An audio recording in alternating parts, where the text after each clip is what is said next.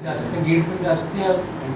देखिए exam centre के अंदर एंट्री किसी के अलाउ नहीं, बाहर गेट पे यस, आप बाहर गेट पे रहकर जो भी अपनी फोटोग्राफी करना चाहें वो आप कर सकते हैं, उसके लिए कोई दिक्कत नहीं है। लेकिन एग्जाम सेंटर के अंदर एक्सेप्ट फॉर दोज जिनको HSSC के द्वारा ID कार्ड्स दिए गए हैं, यानी कि जो सिर्फ लोग उस दिन ड्यूटी पे हैं, केवल वो ही जा सकते हैं। आप समझ सकते हैं सुरक्षा कार्ड इसलिए हो सकते हैं। मैम गेट तक जाने के लिए पुलिस नहीं रोकेगी या पुलिस वो कैसे करेंगे, वो जाने नहीं देंगे?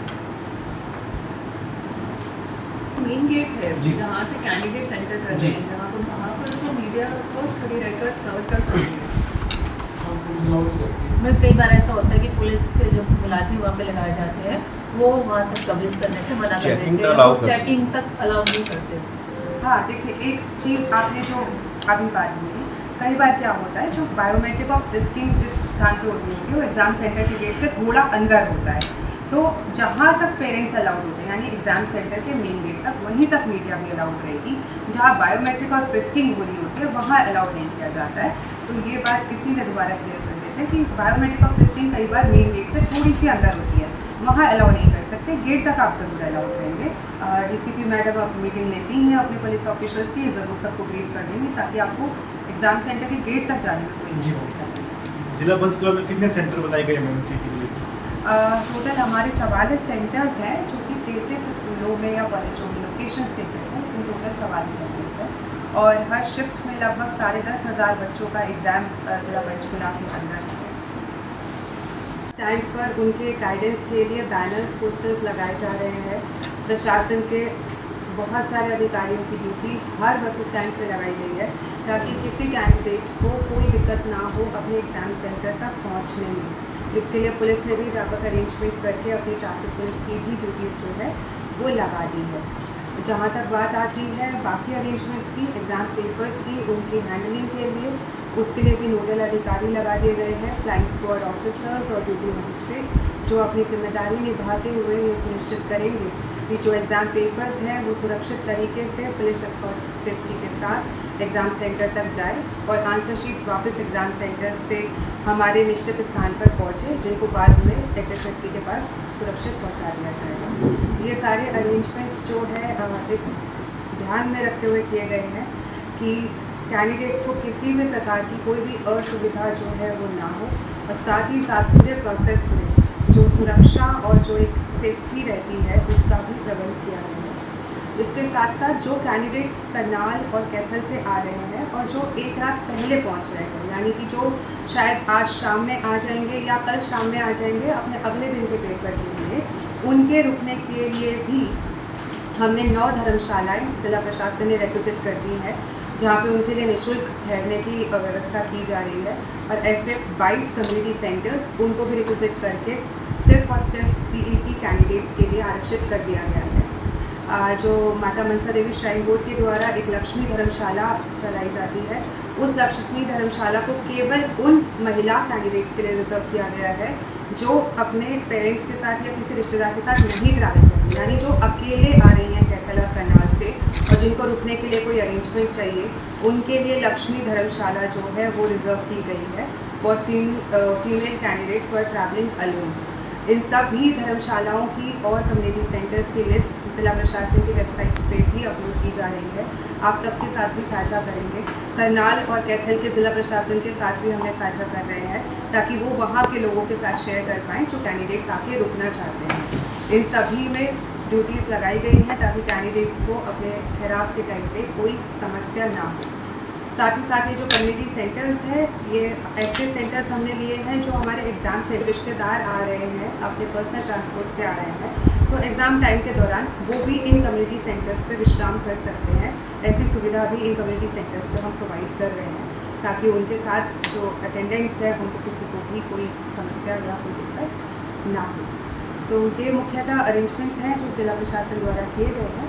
यदि आपके कोई इसमें सवाल हो तो आप देखिए, जो एडमिट कार्ड्स की शिकायत है वो HSSC लेवल पे आ रही है। ज़िला प्रशासन तक अभी ऐसी कोई भी शिकायत नहीं आई है कि किसी को एडमिट कार्ड ना मिला। नकल रहित परीक्षा हो, इसको लेकर के क्या अरेंजमेंट्स किए गए हैं? बिल्कुल, एक बार मैं अनुरोध करूँगी DCP मैडम से, वो आपको पहले बताएंगी कि उन्होंने एग्जाम सेंटर्स पे क्या अरेंजमेंट किया, फिर देखिए नकल रहित परीक्षा हो उसके लिए इंश्योर करना ज़रूरी है कि कोई किया जाए, और जो एग्ज़ाम सेंटर्स के आसपास की जो परिधि है उसको हम इतने बढ़िया तरीके से सिक्योर करेंगे कि कोई भी व्यक्ति, कोई भी आवारा व्यक्ति वहाँ पर एकत्रित होना प्रतिपादित रहेगा हमारे 163 की धारा के अनुसार, और कोई भी निजी वाहन भी वहाँ पर खड़ा होना नहीं अलाउ किया जाएगा।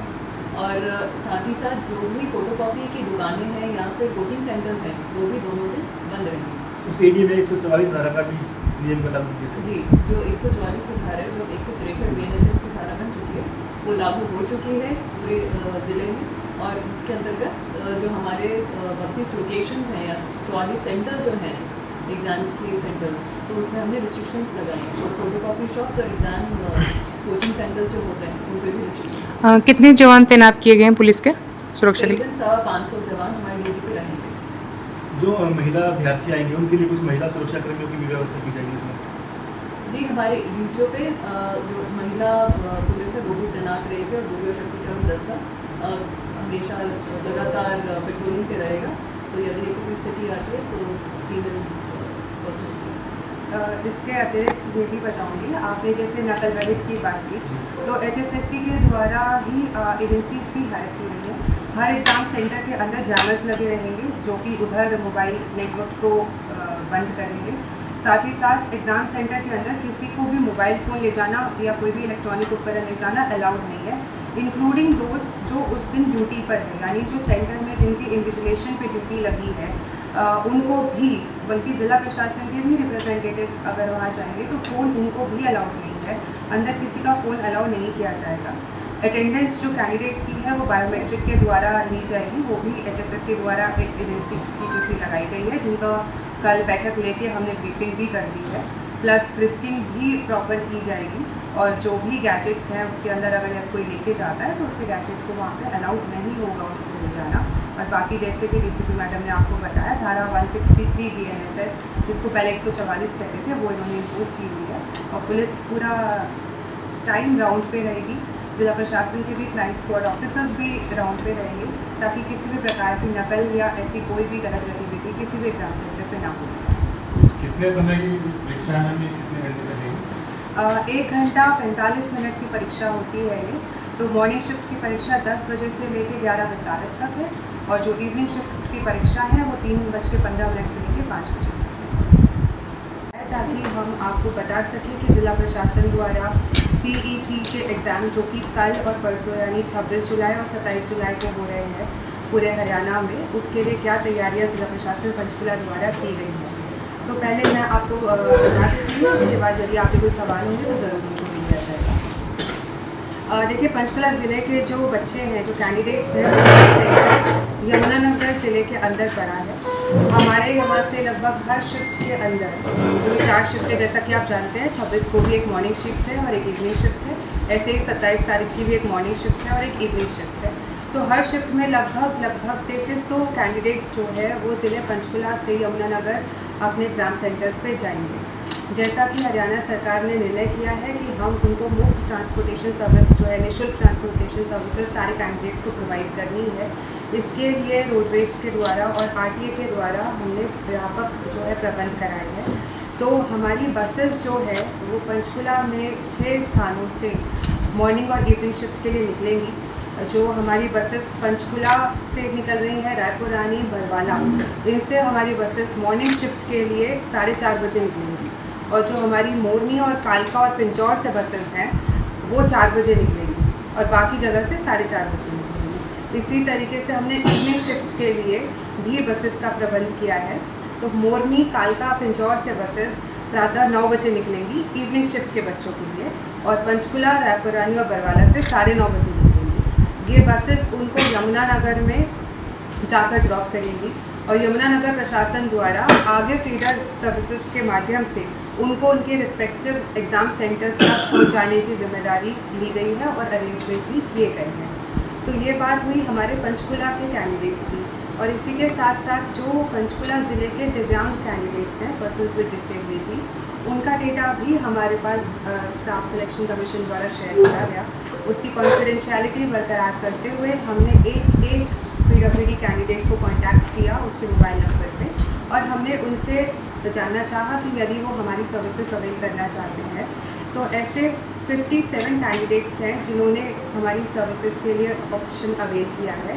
और उन सभी 57 कैंडिडेट्स, क्योंकि उनके सेंटर्स जो हैं वो चंडीगढ़ में पड़े हैं, तो उन सबको उनके घर से लेकर चंडीगढ़ में उनके एग्ज़ाम सेंटर तक भी छोड़ने की व्यवस्था जो है वो ज़िला प्रशासन पंचकुला द्वारा कराई जा रही है। अब बात करते हैं हमारे एग्ज़ाम सेंटर्स की जो ज़िला पंचकुला के अंदर है। तो हमारे पास 44 एग्ज़ाम सेंटर्स हैं जो कि 33 लोकेशंस पर स्थापित किए गए हैं। सभी सेंटर्स पे अरेंजमेंट्स जो है मुस्तैदी से कर दिए गए हैं। सबकी चेकिंग प्रशासन के अधिकारियों द्वारा, एजुकेशन विभाग के द्वारा और पुलिस की टीम्स के द्वारा कर दी गई है। जो वहाँ पे अरेंजमेंट्स होने चाहिए वो स्टाफ सिलेक्शन कमीशन के भी रिप्रेजेंटेटिव्स कल ज़िले में आ चुके हैं, उनके द्वारा भी सुनिश्चित कराए जा रहे हैं ताकि बिल्कुल शांति से और चीटिंग प्रूफ एग्जामिनेशन हो।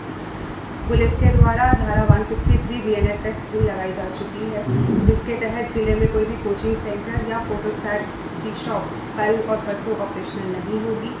एग्ज़ाम सेंटर की बाउंड्री के आसपास किसी का भी एकत्रित होना जो है वो भी बंद कर दिया गया है कल और परसों के लिए। और हमारे ज़िले में जो कैंडिडेट एग्ज़ाम देने आ रहे हैं वो सारे कैंडिडेट्स ज़िला करनाल और कैथल से आ रहे हैं। तो करनाल और कैथल ज़िला प्रशासन ने उनके लिए बसेस का अरेंजमेंट किया है। लगभग 150 बसें हर शिफ्ट में इन दो जिलों से पंचकुला आएंगी, जो सारी बसेस पंचकुला के बस स्टॉप पर ही आएंगी।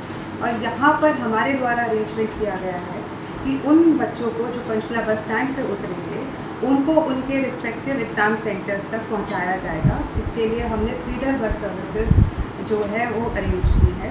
लगभग हमारी 100 बसें ऐसी हैं जो हमने इस काम के लिए लगाई हैं। 11 रूट्स हमने आइडेंटिफाई करे हैं जिस पर ये फीडर बसेस चलेंगी और अभ्यर्थियों को उनके रिस्पेक्टिव एग्ज़ाम सेंटर्स तक ड्रॉप करेंगी निःशुल्क।